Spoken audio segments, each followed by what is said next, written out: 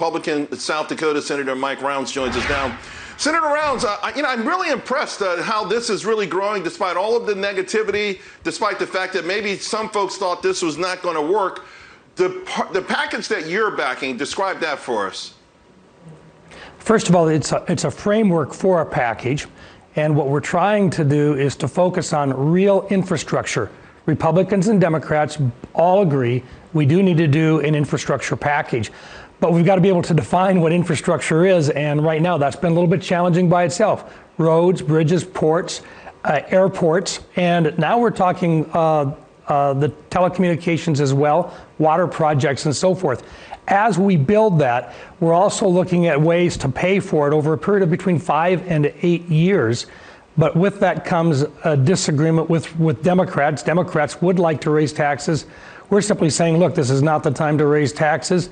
The tax reductions that we put in effect actually helped to build the economy before the pandemic hit. And what we'd like to focus on is finding the dollars that have already been appropriated, but not yet committed and not yet sent out for COVID relief, including the PPP program and including some other funds that may very well have been in for unemployment benefits that a number of our states have rejected. But it's a framework only. There's a lot of work to do yet. What do you make of the fact that as the news was getting better on this, that the framework, more folks are joining in on the framework, particularly on the Republican side, all of a sudden out of left field, you get a $6 trillion proposal that, of course, it's no surprise Bernie Sanders is behind it, but a lot of Democrats are saying, hey, why go small? This is a once-in-a-lifetime crisis. Let's go for $6 trillion. What do you make of that?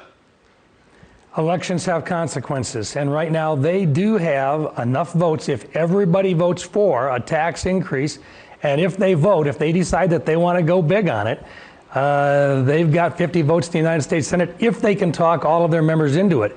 We're offering a reasonable alternative that could stand the test of time. Our goal, focus on infrastructure.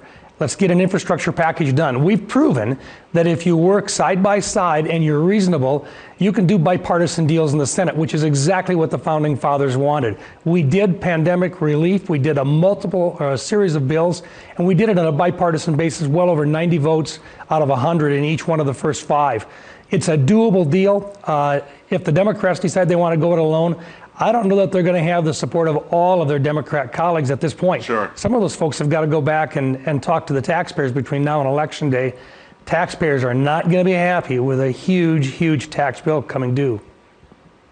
Absolutely, and it's not just, by the way, Senator Manchin, who's always the elephant in the room when they have these conversations.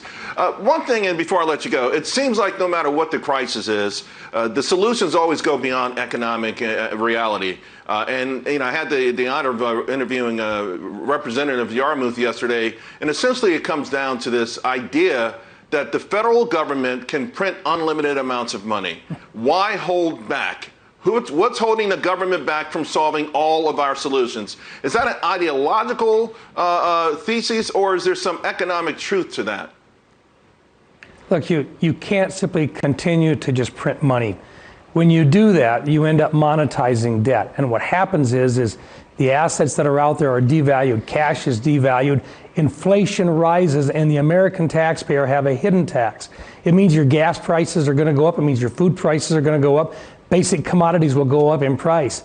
So anytime you start to make it an artificial issue where the government is issuing cash that really isn't well represented by a growing business economy, you're going to have consequences. And the consequences, unfortunately, are inflation, which hits some of the lowest income individuals in our country the worst.